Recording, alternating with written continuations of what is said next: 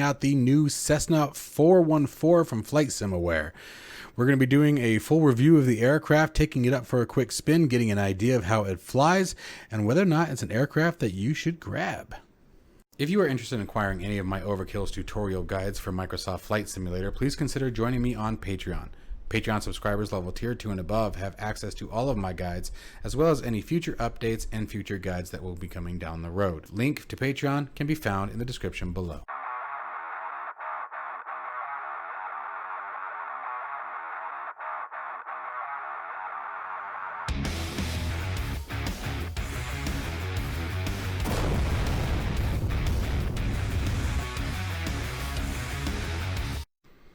Okay guys, so as always, this is just my initial impressions and my first thoughts of the Flightsimaware Cessna 414. Now this is not a paid promotion or anything like that. I purchased this aircraft with my own money and just giving you guys my initial thoughts of it. So getting right into it, the exterior textures, this is just one of the many liveries that come with it, I think look absolutely fantastic. Now there are certain parts that look a little flat and sort of, I don't know how to say it, drawn on, if you will. I don't know if that makes sense. I hope I'm getting the right context applied. But for a very old aircraft like the 414, this one certainly shows its age.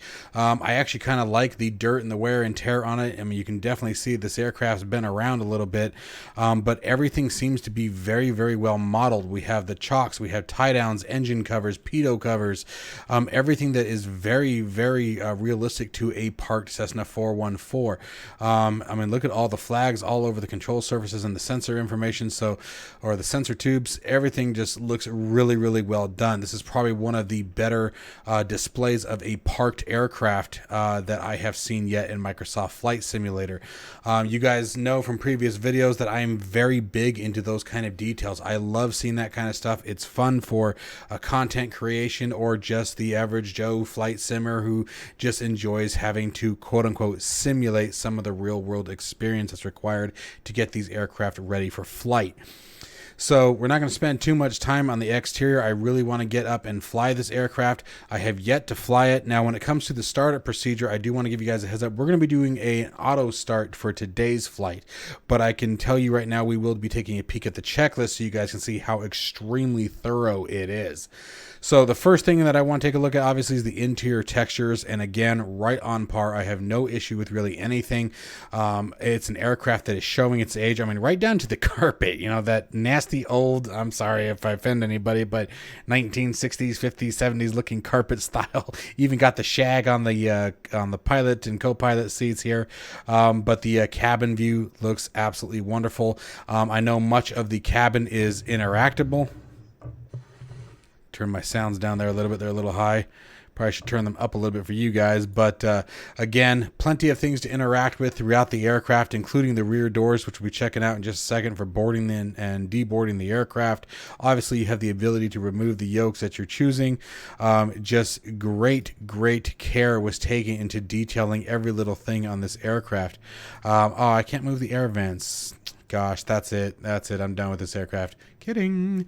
But you can definitely see some areas where, like, for example, the light bulb, I don't know, that looks kind of picturesque, if you will, to me. But definitely, you know, it doesn't hurt any of the performance of the aircraft. The visor's fully functional, and I have found myself on occasion using them in some of the other aircraft. So I used to think, well, who cares? It's the visor, but like the Piper Arrow, I've actually got myself using it once or twice. Now, checking out the iPad here, FlyPad, whatever you want to call it, Flightsimaware EFB tablet, let's call it that, is where you can control all the exterior equipment, including a ground power unit, which is really awesome. And then you have a ton of doors. Let's check this out here. And now let's see here. Let's even go with fuel caps, all the maintenance information here. Show the co-pilot, rudder lock if you want that. Let's go back outside and take a look at all of your maintenance options here. Look at this. Now this is modeling. I love this kind of stuff. I truly do. I love it. Things like this just make the simulator that much more fun to me. I think it makes it that much more realistic. And especially if you are someone who really wants to deep dive into this checklist that we're about to check out here, you guys will understand why these functions are necessary. Now, one of the things that I do recommend doing, I have messed around a little bit with the camera views, is creating a couple of camera views for yourself. I have the tablet set up and obviously my cockpit view, and I'm going to show you why here in just a minute, why that's sort of a critical thing to have. You have your brightness controls for the tablet as choosing, as well as sound. Now let's get on over to the checklist, because this is where this gets kind of cool, having the ability to open all these. We're not going to worry about any of this right now, but you guys can see relative wind direction, outside air temperatures, even your barometric pressures are set right here and available on the tablet. Now, here's where the checklist gets crazy. Pre-flight inspection. Let's say, I don't know, let's go check out D here. Boom, there you go. And this is where I do recommend having the camera view set up. Now, I can just hit Alt-1 or Alt-2 and come back to this. But let's say we need to check out G. Okay, your wing. Okay, you can really bounce around very easily to check out the different surfaces of the aircraft if you want to simulate walking through the experience. Now, here's where this really gets neat too, is you have sort of a checklist high-level view of how you need to be running through everything as far as the flight stages, if you will, going from pre-flight all the way down to shutdown at your destination. So moving up to the checklist. Now for this, we're going to go to the in-game checklist window. Look at this checklist, guys. Now, like I said, we're not going to go through it today. We're just going to do an auto start, but everything that you would need to walk through these checklists are here. All the pre-flight inspections are here. And you can even use the eye, and it takes you to where you need to be. So they've really done a great job using the interactive checklist and making that available and fully functional in Microsoft Flight Simulator, which again is something that we don't see very often. We obviously see the checklist available. Typically stuff inside the cockpit is always available, but we don't always see that external and full interaction.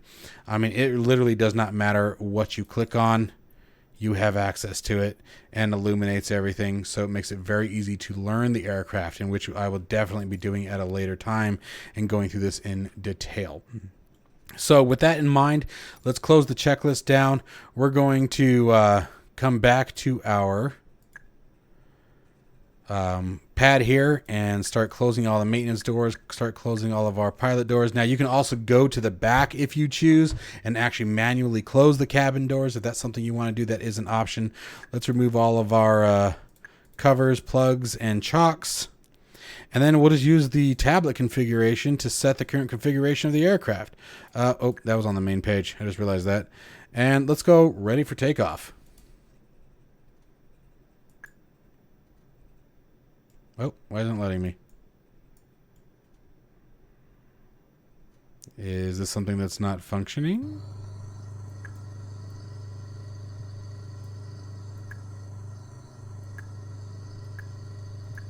Huh, so that doesn't seem to be functioning. Maybe that's a bug.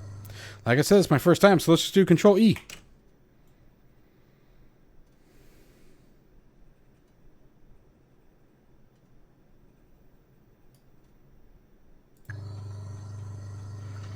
Ah, needs the ground power unit. My bad.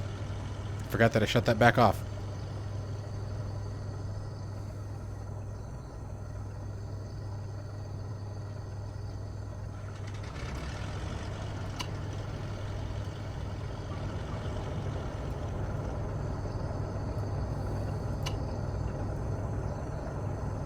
Oh, and we actually can't open that window, which makes sense.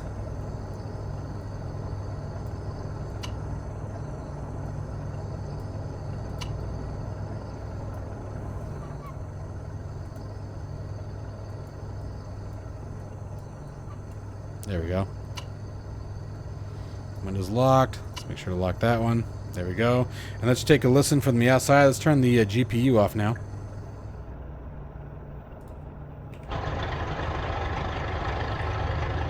Wow, listen to that old sound.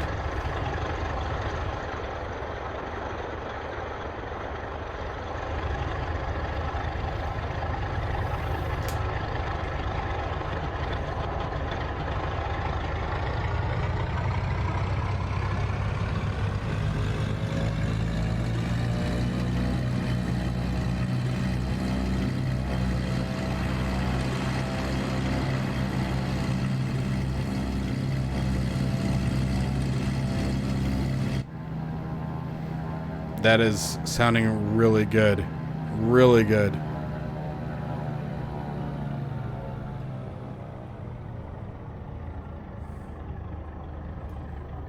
That is sick. Oops. There we go. Alright, so now let me get the head tracker going. We'll get out of here. Alright. Good stuff. Now, I am going to be using my flight echo here. This is awesome. Let's turn the taxi light on. Wing and tail lights, nav lights. And let's see how everything looks.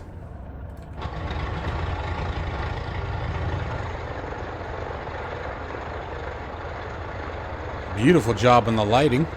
Absolutely beautiful job.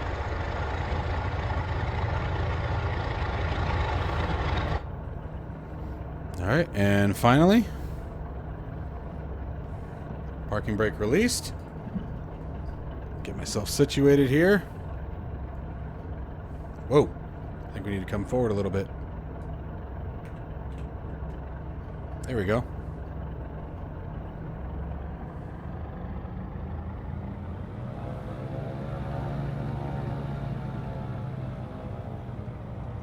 Excuse me, Fred.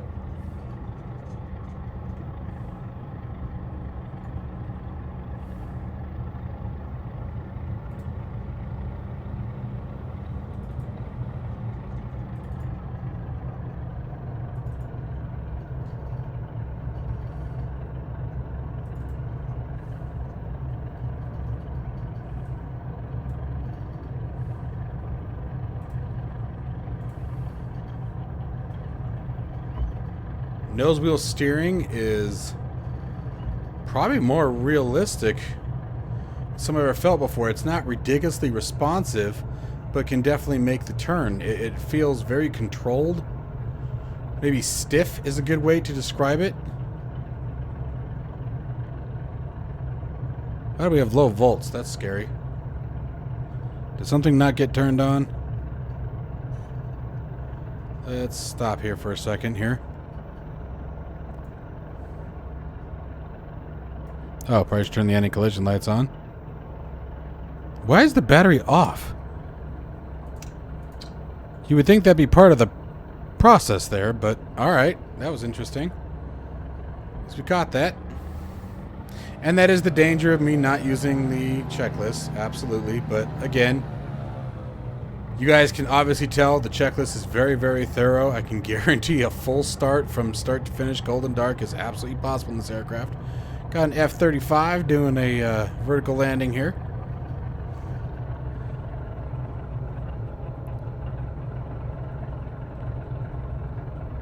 I will admit the aircraft is very dirty. Like, if I was an owner of this aircraft, I'd probably make sure it was a bit cleaner. But then again, I'm a little bit on the OCD side when it comes to keeping things clean, so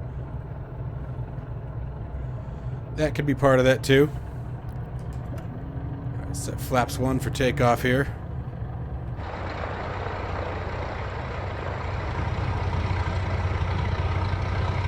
Oh, yep, there's the flaps under there. Ah!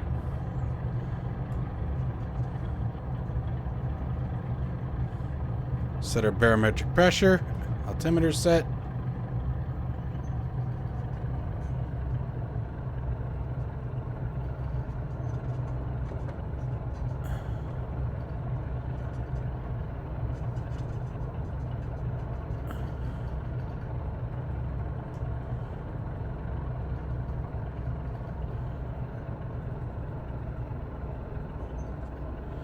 Alright. Gear set. Text that. Landing lights. Let's get our landing lights turned on. Let's go back outside, take a peek if there's any difference there. Looks like it's still the nose wheel light, so either it's got two different blooms on it or the taxi light is the landing light. Let's take her to 40 inches. Airspeed alive. There's 60 knots. 70 rotating. Gear up.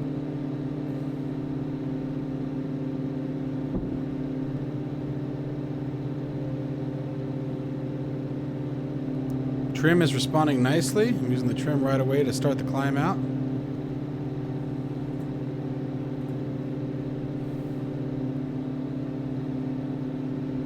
Start pulling the RPMs back to about, or the manifold pressure down to 30 inches. RPMs down to 2,500.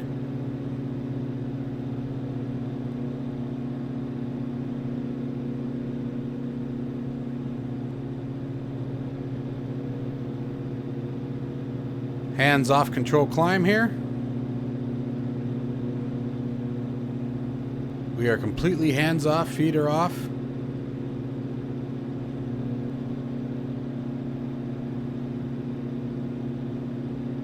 Now I'm back on. Seeing what happens as we get closer to the mountains. I'm expecting the aircraft to get bouncy. There it goes. Getting very bouncy. Oh, flaps up.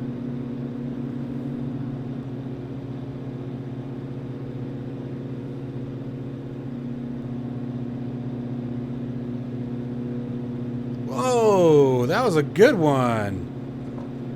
Whoo!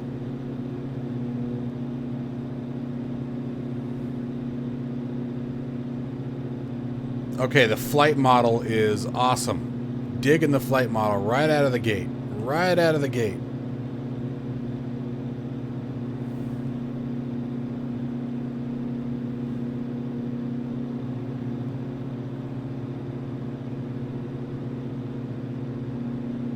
Again, getting near these mountains, starting to catch that wind.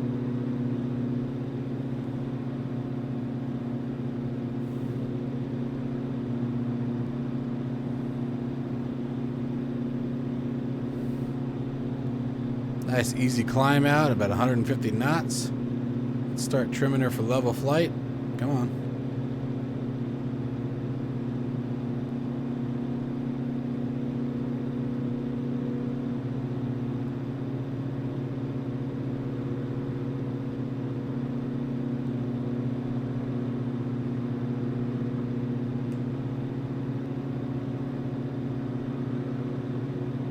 Whew, that was scary. I thought we were going to crash. I thought we were about to have a crash of desktop. 160 knots, 170 knots cruise.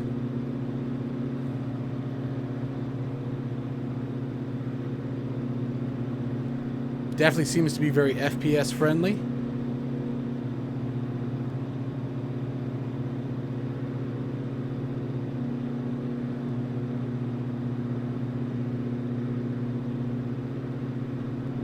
It's beautiful.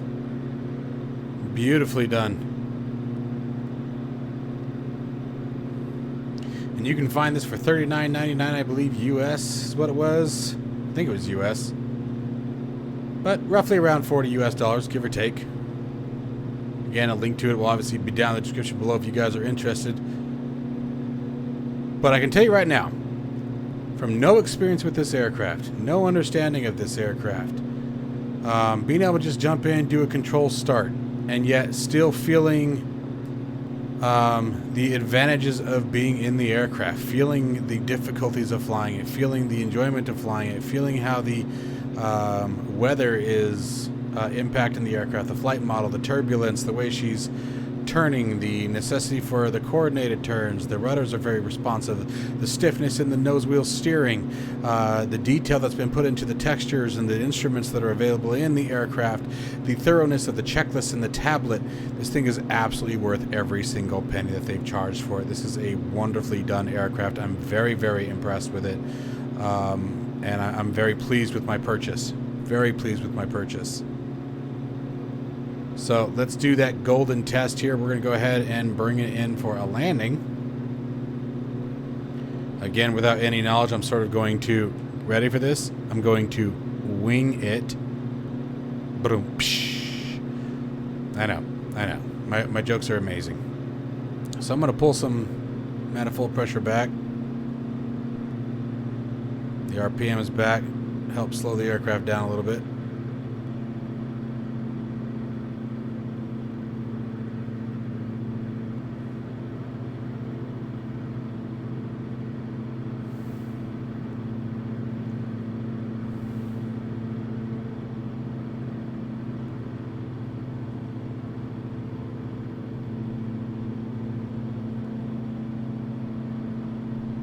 Trying to get down to 140 knots.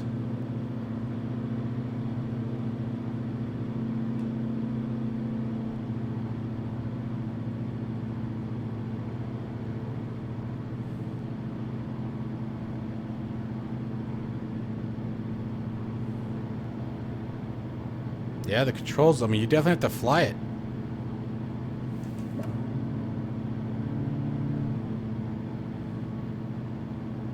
Looking for 90 knots on my approach.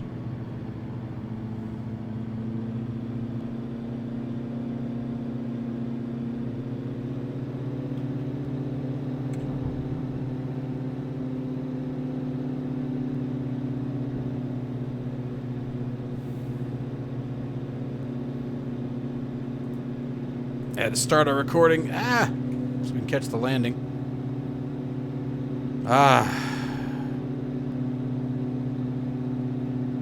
It's amazing how many things the mouse can be such a pain in the butt for in flight simulation.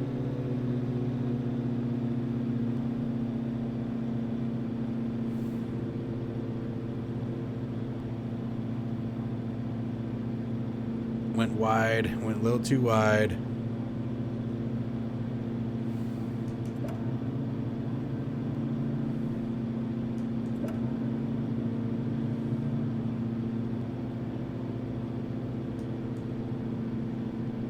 Alright, we're full flaps configuration. We're a little high.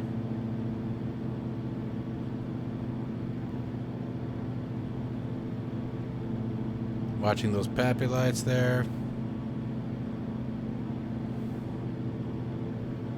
Airspeed looks good. Getting low.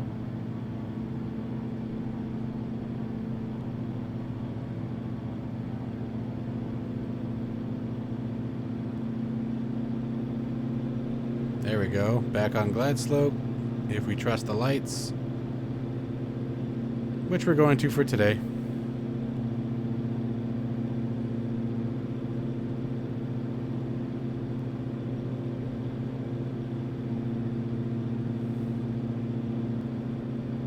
Looking good.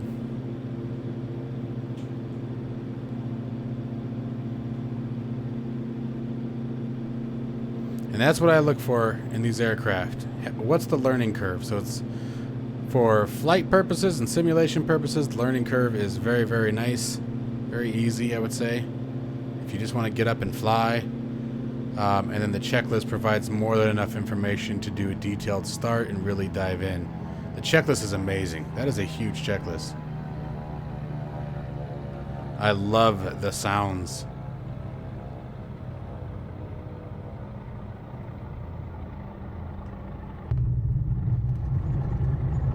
Yeah, baby. Yeah, baby. We will take that.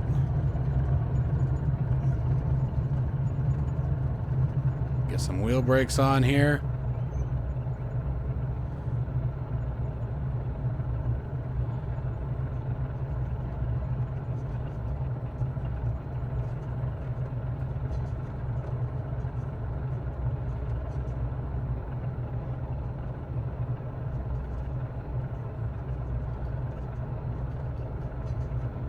And so that's full nose rear steering right there. And so for an aircraft of this size and this age, I would expect that probably to be about accurate.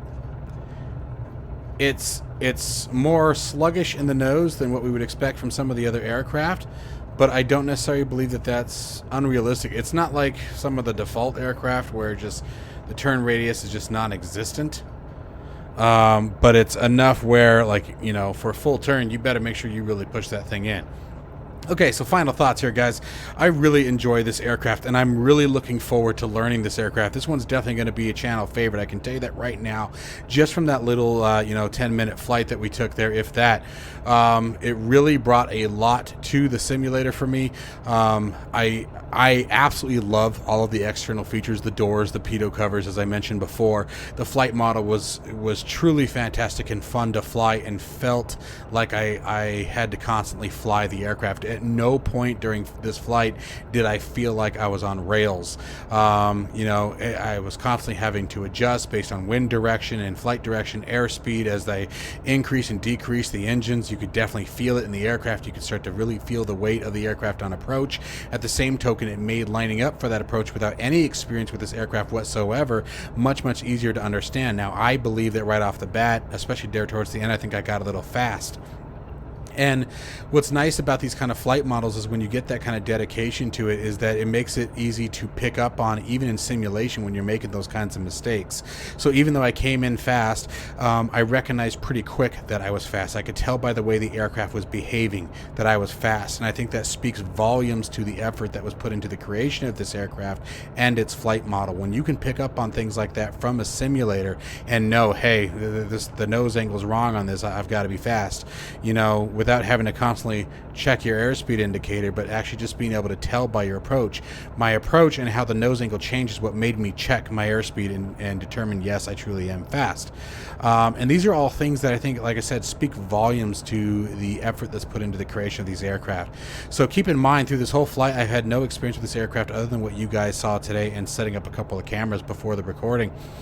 And so the fact that I was able to do an auto start and still get this much enjoyment out of the aircraft really impressed me. I love the sounds. I think the sounds are extremely unique to any other aircraft I've heard in the simulator yet.